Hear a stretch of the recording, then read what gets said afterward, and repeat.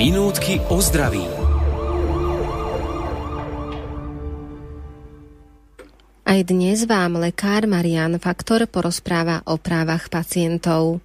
Milí poslucháči, dôvera, rešpekt a vzájomná úcta medzi lekárom a pacientom. Hovorili sme o nich v predchádzajúcej časti nášho seriálu. Sú kľúčovou podmienkou naplnenia práva pacienta na sebaurčenie a rozhodovanie o vyšetrovacích a liečebných úkonoch. Okrem svojich práv by si pacient mal byť vedomý aj mnohých ďalších súvislostí.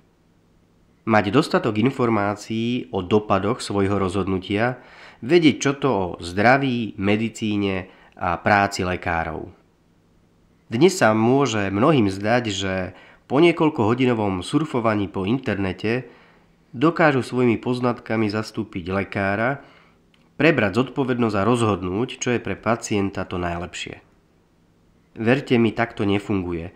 Je to oveľa náročnejšia úloha. Rozhodovanie lekára je často založené na istých pravdepodobnostiach. Zo svojich skúseností a overených poznatkov vie, že na istý typ ochorenia, napríklad zápal mozgových blán, je potrebné nasadiť antibiotika.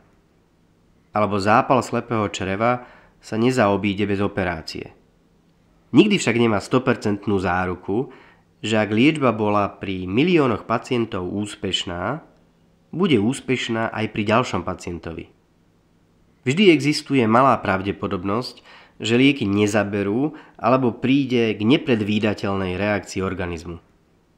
Lekár je preto vždy povinný postupovať v zmysle schválených postupov, ktoré minimalizujú riziko nežiaducich reakcií. A o tých je povinný svojho pacienta informovať, vyžiadať si jeho súhlas a prípadne rešpektovať jeho nesúhlas.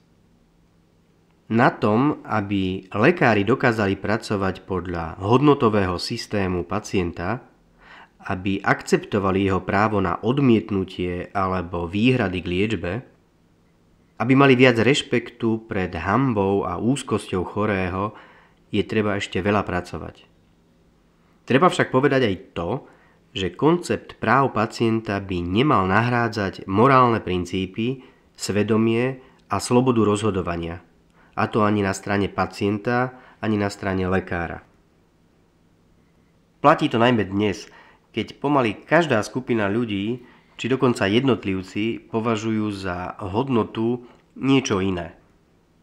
Niekto možnosť potratu, niekto eutanáziu, niekto odmieta očkovanie alebo antibiotika pod zástierkou zdravého životného štýlu.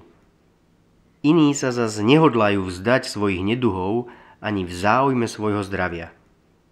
Keď neexistuje zhoda na tom, aké ciele sú tie správne, je ťažké definovať aj to, akú povinnosť má lekár v starostlivosti o chorého. Odpovede nám prináša Ján Pavol II v jednej zo svojich encyklík.